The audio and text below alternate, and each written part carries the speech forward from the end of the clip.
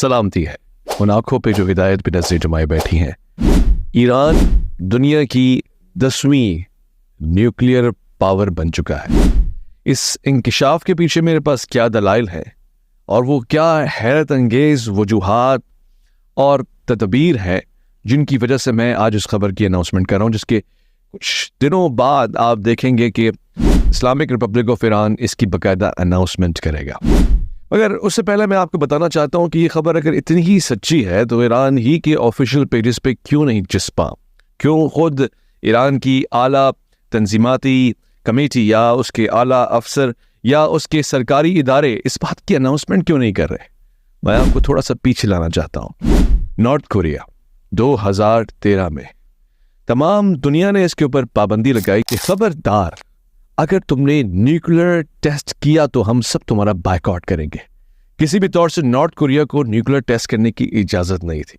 लिहाजा north Korea ने वही टेक्निक अपनाई जिससे पहले भारत पाकिस्तान अपना चुका था, या फिर किसी भी दूसरे मुल्क के लिए जब उसके सामने पाबंदियां और सैंक्शंस की भरमार होती है तो वो यही करता है। यानी नॉर्थ कोरिया के कोस्टल प्रोविंस में इसका टेस्ट किया गया बाकायदा। शुरू में तो इसकी इतला किसी को भी नहीं हुई और पूछा गया तो मालूम यह हुआ कि एक जलजला आया है और उस जलजले की जद में आने वाले जरा सी हरकत महसूस कर रहे हैं। और पूरी दुनिया में यही खबर नशर की गई कि नॉर्थ कोरिया के कोस्टल इलाके में मामूली सा जलजला आया था और उसके नताइज हम सबके सामने हैं। मगर जापानीज खबरदार थे। जापानीज साइंटिस्ट मुसलसल इसके ऊपर रिसर्च करते रहे और उस नतीजे पे पहुंचे कोई जलजला नहीं आया। ये जो भी जमीनी हरकत थी ये मैन मेड थी, इंसान के हाथों से हुई। और आखिर में उन्होंने ये इंकशाफ कर दिया कि नॉर्थ कोरिया के कोस्टल इलाके में तो मामूलन कोई जलजला आता ही नहीं है। ये इलाका जलजले की हलचल से बिल्कुल मावरा है। तारीख में कभी कोई एक दो ऐसे वाकयात मामूली नौयत के हुए हों तो हुए हों। लिहाजा जिस सरजमीन पे जलजले के झटके महसूस किए गए वो जलजले से नहीं बल्कि एटमी धमाकों के टेस्ट से थे। और उसके बाद नॉर्थ कोरिया के पास कोई ऑप्शन नहीं था, उसने इस बात का ऐलान कर दिया कि हाँ हमने न्यूक्लियर टेस्ट किया है और अब हम न्यूक्लियर कंट्री बन चुके हैं। ऐसी ही एक हरकत ईरान के प्रोविंस सेमनान में या सीमान में की गई है। हैरत अंगेज बात यह है कि इससे कबल कभी भी सेमनान में जलजला नहीं आया। मामूली तरीन झटके या कुछ ऐसे इशारे भी नहीं मिलते कि जिससे अंदाजा लगाया जा सके कि इस सरजमीन में या इस खित्ते में कोई जलजले के, अर्थक्वेक के, वोल्केनो के कोई आसार भी नजर आते हैं।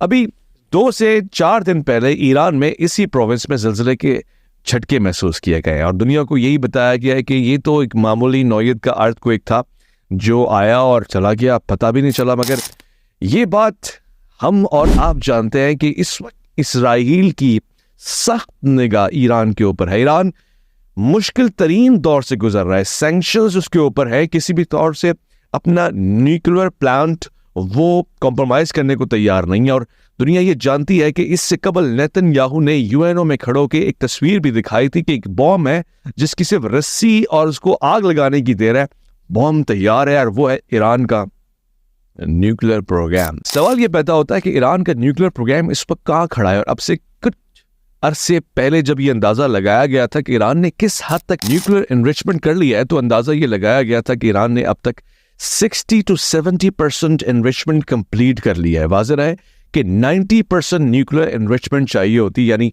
आइसोटोप्स यूरेनियम के 235 तक चाहिए होते हैं। यानी यूरेनियम 235 जो रिक्वायर्ड है किसी भी वेपनाइज या किसी भी आम सिचुएशन के लिए या एटॉमिक पावर की रिक्वायरमेंट के हिसाब से वो ईरान के पास 238 है। लिहाजा इसको एनरिचमेंट के प्रोसेस से गुजारना पड़ेगा, यानी यूरेनियम 238 के आइसोटोप्स को 235 तक ले जाना पड़ेगा। और इस प्रोसेस को कहते हैं एनरिचमेंट, जिसकी 60 से 70% कंप्लीशन ईरान पिछले साल कर चुका था। मगर इस साल 2024 के इख्तिताम पे ईरान ने अपने इस हदफ को कितना कवर कर लिया है।